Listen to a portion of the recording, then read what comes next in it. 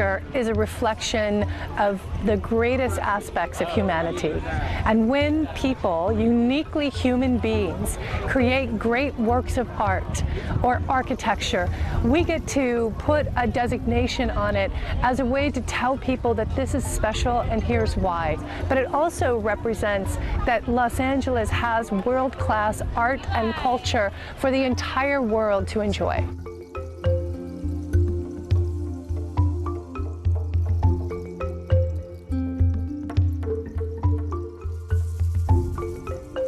Hollyhock House now is officially Los Angeles' first World Heritage Site ever.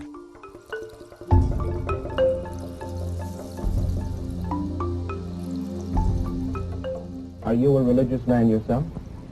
I've always considered myself deeply. Do you go to any specific church? My church, I put a capital N on nature and go there. Frank Lloyd Wright looked to nature for all his inspiration, and it's what informs the design of everything here.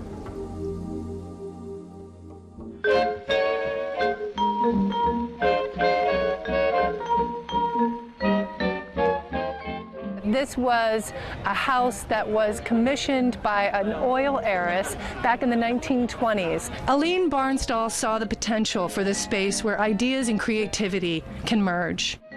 And she wanted to have an iconic space in which to celebrate art, architecture, and the performing arts. And so she hired Frank Lloyd Wright to design it. And Frank Lloyd Wright designed this house in a way that he had never designed a house before. So it represents a period in his career that is incredibly unique.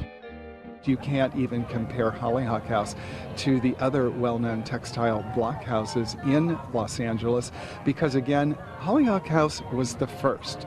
Frank Lloyd Wright wanted to create an architecture that was endemic to Southern California, not something that imitated anything, and that's why it's outstanding.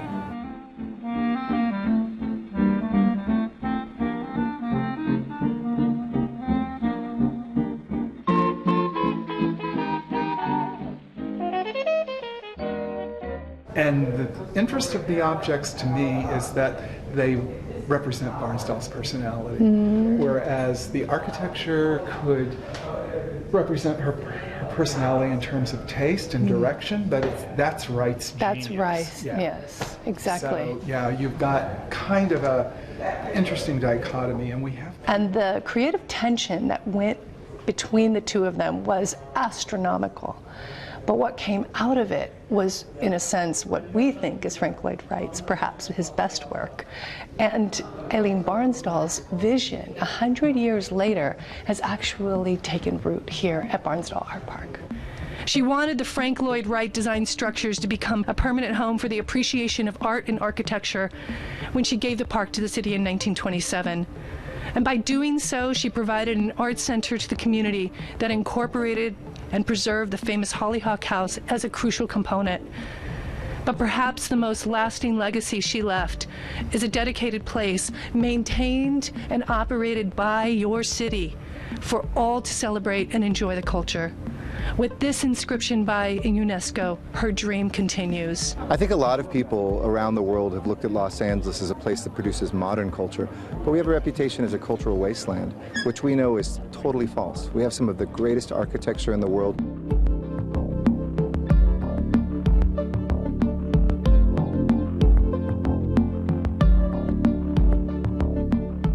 This is the first time the United Nations has recognized any place in California as a cultural heritage site.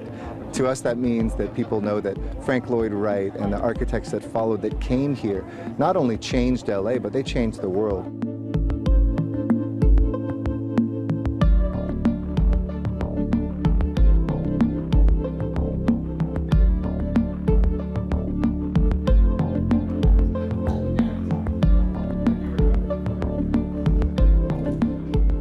One of the amazing things that has happened since we got this designation. We've seen the number of visitors doubled. So we're expecting people to come here from all around the world and all around LA. Having that UNESCO imprimatur means that everybody now will want to see it, and we can't wait to welcome them here. Give me a U for UNESCO. It's not just a civic designation, this is a world designation. This is a recognition by the world about how important this is culturally. Why do we call it Hollyhock House? We call it Hollyhock House because hollyhock was Aline Barnsdall's favorite flower, and she asked Frank Lloyd Wright if he couldn't possibly use it in the design. It's all over the house.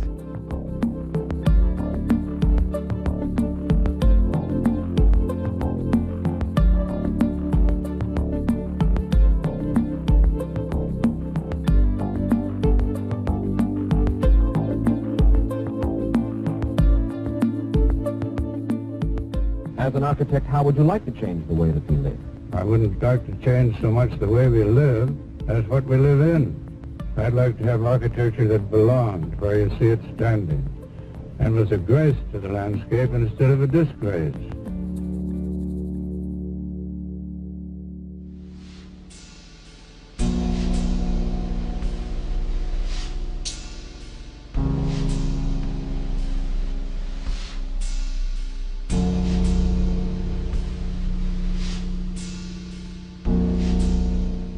Between 2008 and 2014, Project Restore managed the restoration of the Hollyhock House.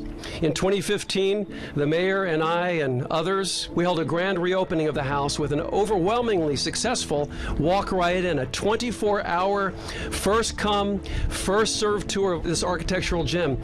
Lines wrapped around the corner all night long, 2 a.m., 3 a.m., 4 a.m., 5 a.m., it didn't matter. That's how much interest there is in this site. Together with this man who has always loved this place and really been a curator and a protector of it, we joined together with our partners at the Frank Lloyd Wright Building Conservancy, and we took the first step by applying to UNESCO for this designation. It took time. It took patience, but we all made it happen. With this designation, Hollyhock House enters into the lexicon of cultural designations that include the Taj Mahal of India, the Forbidden City in Beijing, the Venice Canals, and many more cultural treasures known the world over as UNESCO World Heritage Sites. And this designation also comes with great responsibility for us to continue to maintain this site for generations.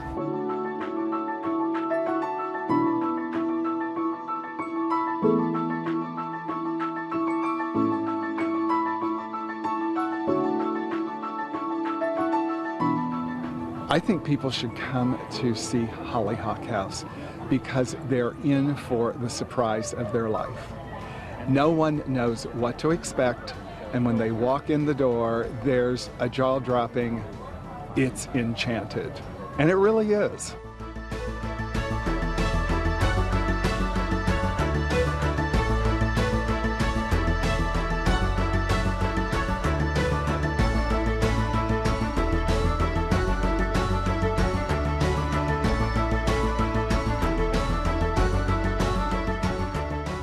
Culture is alive in Los Angeles. We want every neighborhood to have cultural treasures that are lifted up onto pedestals and celebrated by all. It means a great deal to the longevity and the civic pride and to the city in general, not just this park, but for the entire city.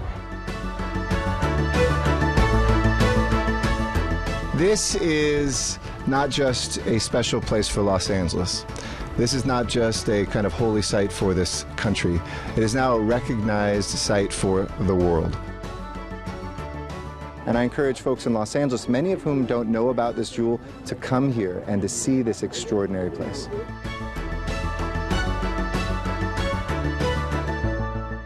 Now, you can't expect an average man or woman who wants to build a house to know. Something inside them has to tell them what is good and what's bad because they don't yet know.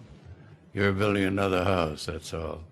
But that's the way it is now, until architecture comes back again.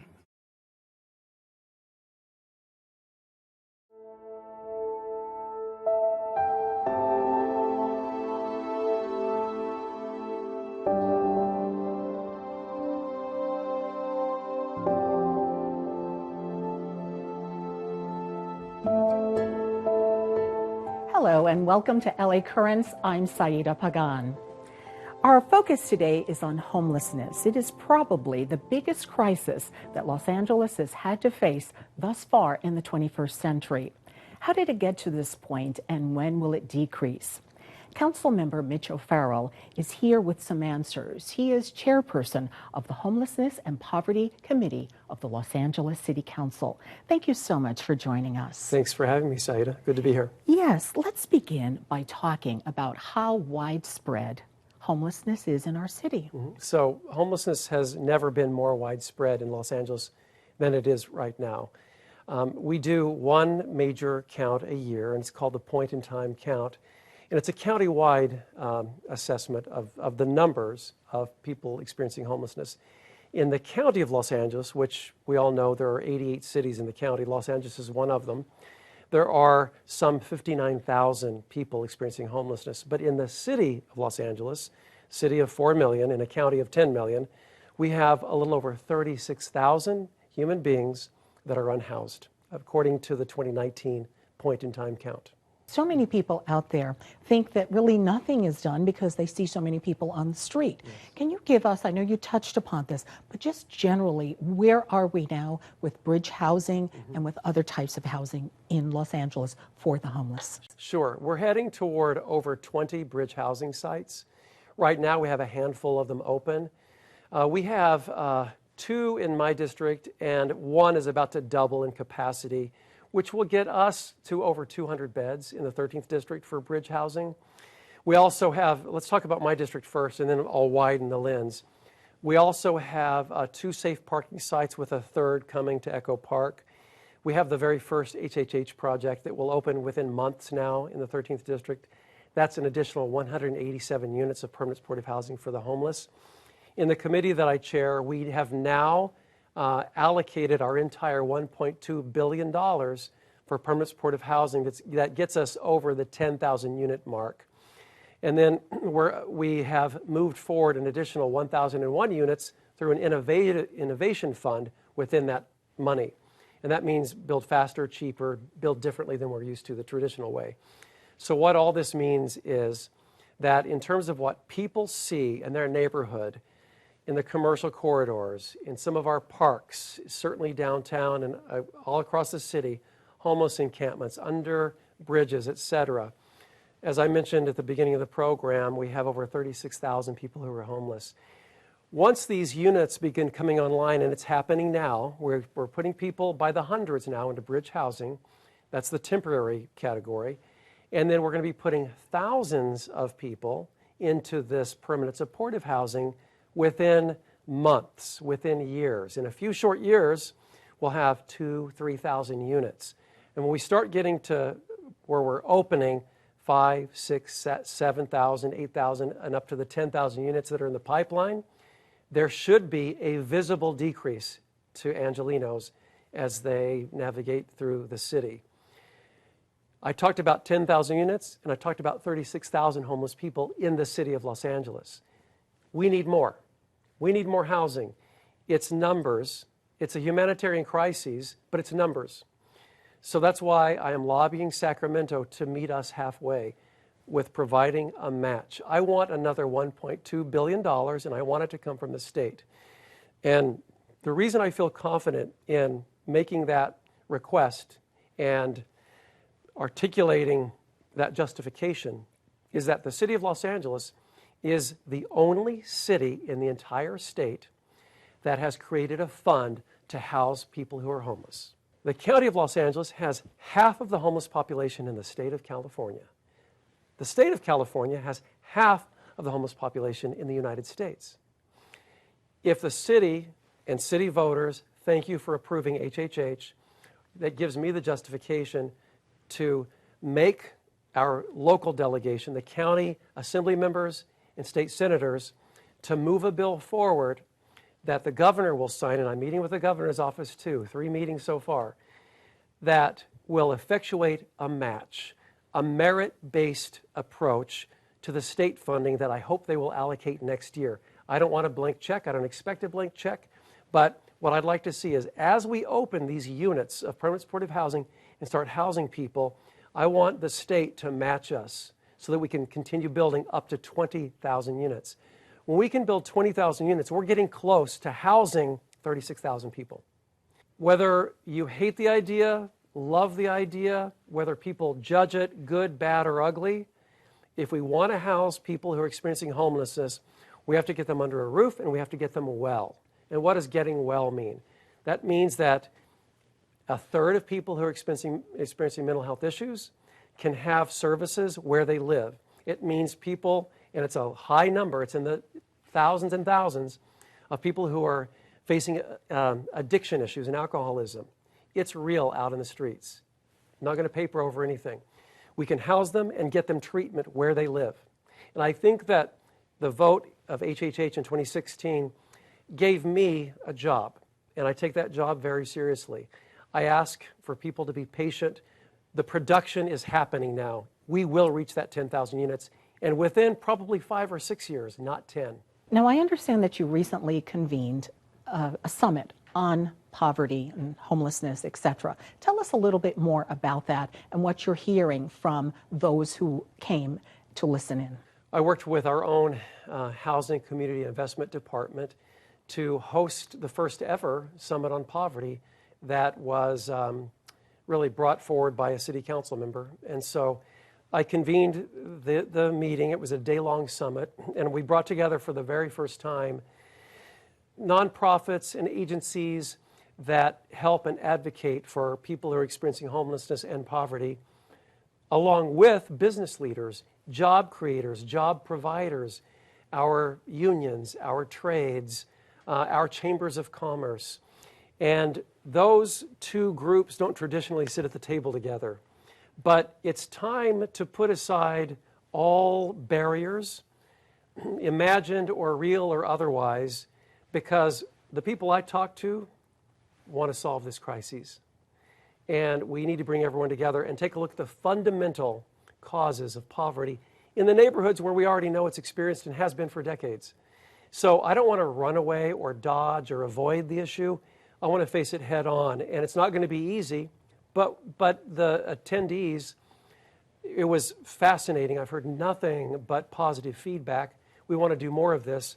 And it isn't about just sitting around tables all day, having conversations about the causes and circumstances of poverty.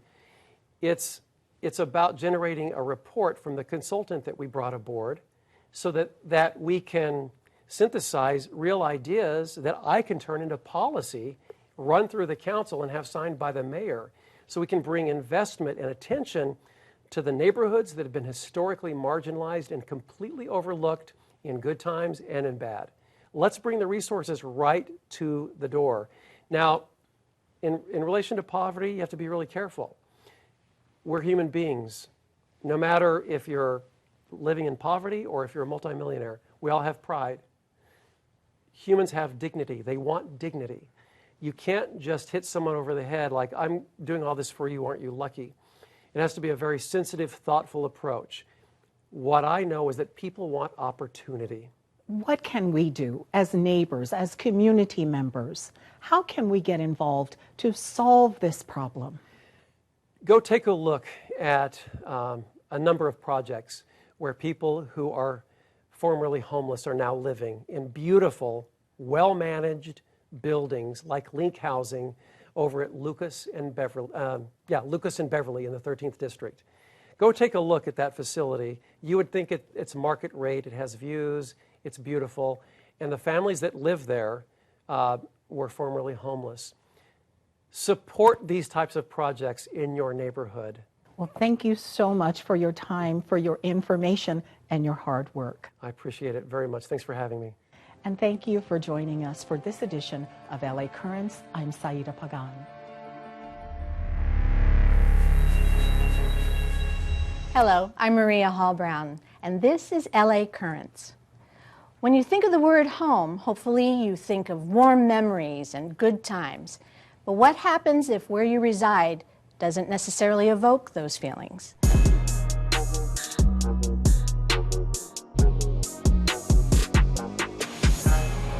My dad, he still is a blood. My uncle, he a crib. I got a lot of families from a lot of games. My brother, when he was 12, he was already in the game. Yes, sir, I will still care for him. We just need to make better choices next time. Our guest, Jonathan Zeichner, really wants to make sure that youth in South Central Los Angeles know that they have a place called home.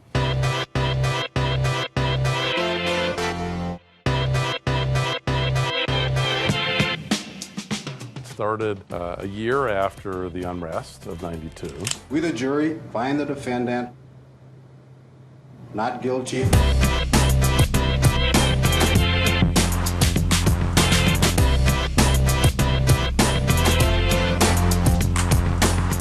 And was founded by a pretty remarkable woman named Deborah Constance. I really wanted to start a place for all the children to go to be safe, to feel safe. She raised some money, and she got some property, some rooms in a church, and she started providing safety and love. And that's really what the DNA of a place called home is, safety and love.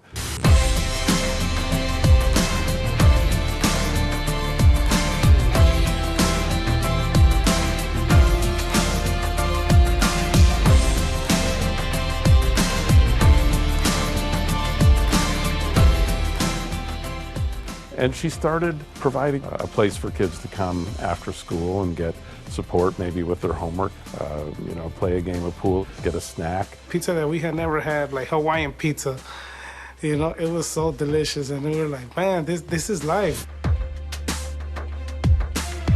At that point in time, about after the Rodney King riots, the schools actually locked their doors at 3 p.m. So for all intents and purposes, these youth literally had nowhere else to go. Yeah, those key hours, between 3 and 6 or 7 in the evening is when a lot of the trouble was going down. That's when drugs were being exchanged. That's when kids were getting into trouble, getting pregnant, making bad choices. So there was a lack, and especially in that neighborhood, a lack of services, and Deborah responded to that. So in the last 26 plus years, things have grown, things have dramatically changed. So a place called home is no longer just 3 rooms in a church. We have a dance studio and a recording studio, and we're getting kids prepared for college, mental health counseling and nutrition, and athletics, parenting classes. We help with immigration issues. There's an awful lot going on that corner. And the kids get to hang out with some amazing artists who come to visit us. Our band has played with Stevie Wonder, and Ozo Motley, and they opened for Diana Ross a few years back. Wow. So anything can happen at a place called home, and usually does. What's up, man? How you doing? Jose, what's up, man? What's up, Jay?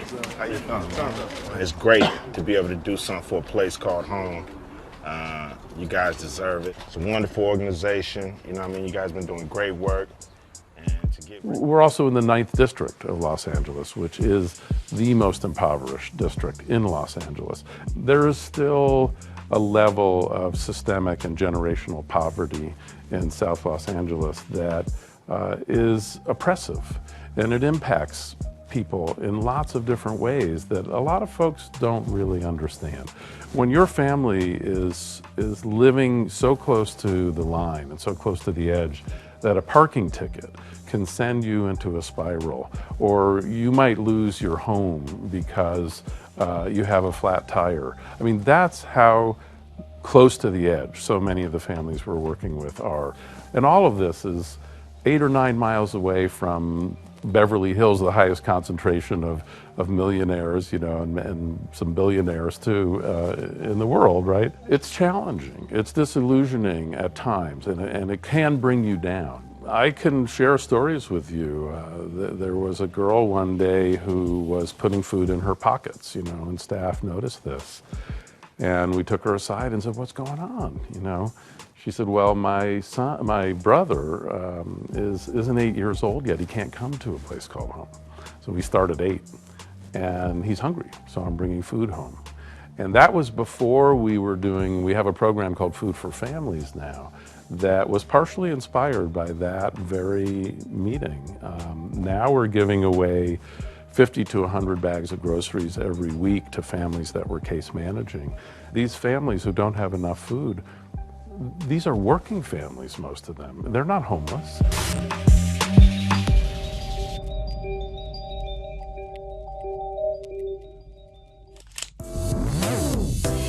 Everything we offer at a place called home is free, all the services and programs. All of us go to sleep every night, the board of directors, the staff, myself, knowing that there are 700 folks on our waiting list who can't get in. We are a membership organization. What that means is that we enroll young people. It's not a drop-in where kids come and say, oh, today I'll do art or today I'll do sports. They actually come and enroll in classes, and we have sequential learning going on and case management going on. And what we find is that when a family gets involved at a place called home, they generally stay with us for 5, 10, 15 years.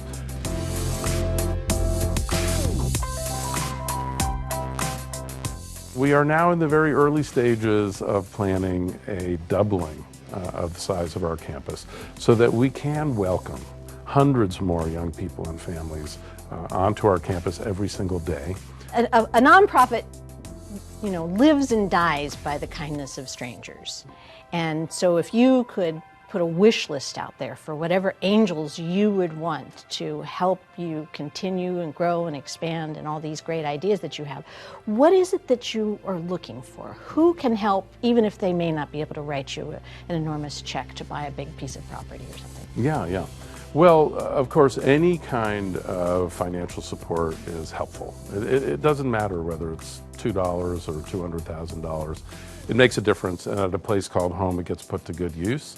I would welcome all of your viewers to volunteer. Get onto our website. There are many, many ways to get involved. If you're interested in gardening or education or music or mental health or nutrition, college readiness, all of those programs can use volunteers. The organization is brave because working with teens, I would imagine, has its own set of issues. It is, and teens vote with their feet. Nobody's forced to come to a place called home. So part of our job is to keep them engaged. Everything we do there is fun. It's joyful, it's stimulating, it's engaging. And it's designed to propel these kids forward in their story, as competent, self-sufficient contributors to the community. So if anybody wants to get more information, all they need to do is log on apch.org. That is correct. That's our website, fun place to visit. And Maria, we say at a place called home, changing the world starts at home, right? And it means it starts inside each one of us.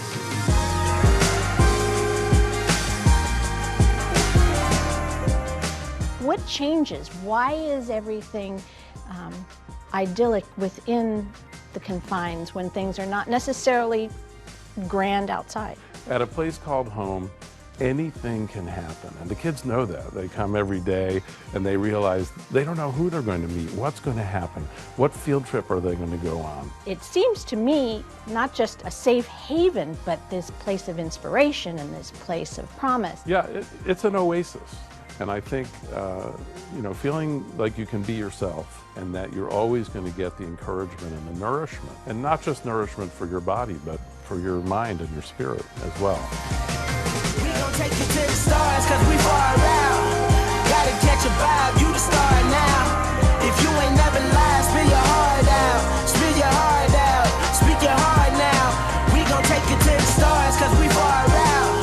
Gotta catch a vibe, you the star now. If you ain't never lied, spill your heart out. Spill your heart out, speak your heart now. I'm talking all now. When I leave a place called home, I still feel a place called home wherever I go.